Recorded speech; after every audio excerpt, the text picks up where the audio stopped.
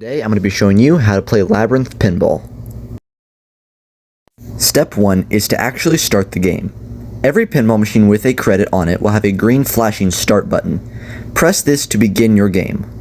Step 2 is to locate the shooter rod and to pull it back as far as you can and release it to shoot the ball into play.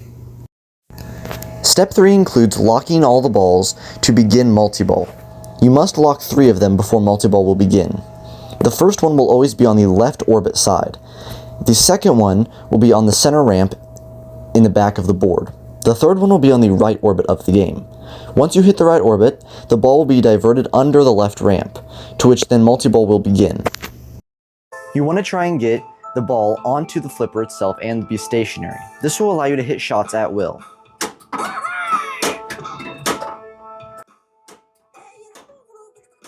You can see throughout this gameplay that I'm attempting to hit the left orbit to lock the first ball for multiball.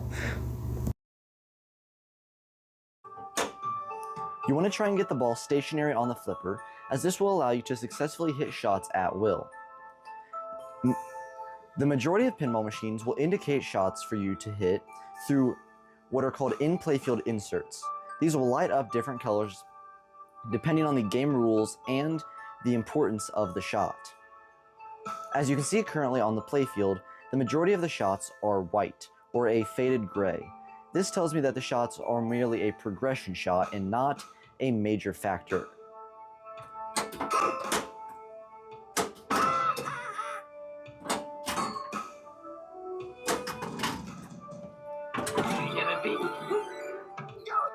What I have just achieved is called a lock ball. A lock ball is a feature in many pinball machines that allows you to lock multiple balls in the playfield that can later be released for what is called a multiball. Another part of pinball, but something that is not part of the steps, is another feature called nudging, which is using your body to actually move the machine ever so slightly to move the ball around the playfield. This can be done with a two-handed push or with a one-handed slap. One of the most common ways of doing this is what's called a slap save, where you hit both of the buttons on the side and move the machine at the same time, which will save a ball that would be destined for going straight down the middle, where otherwise could not be saved. In the current gameplay, I am playing through what is called a mode. A mode is basically a predetermined path that the game makes for you as shots that you can hit with the pinball.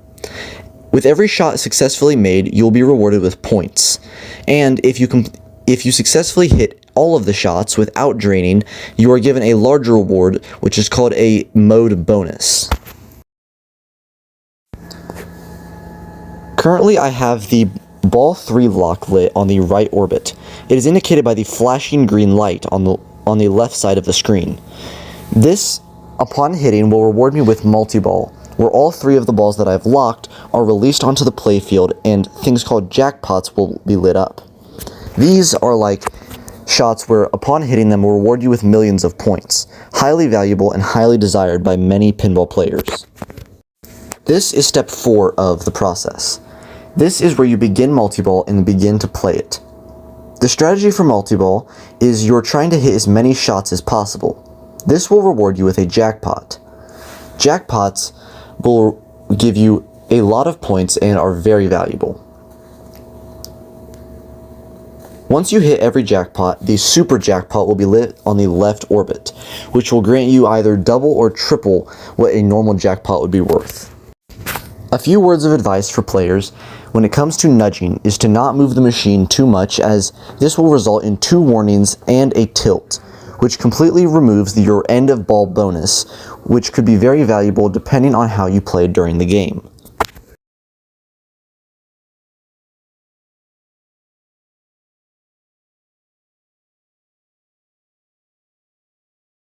In summary, step 1, start the game via the starter button.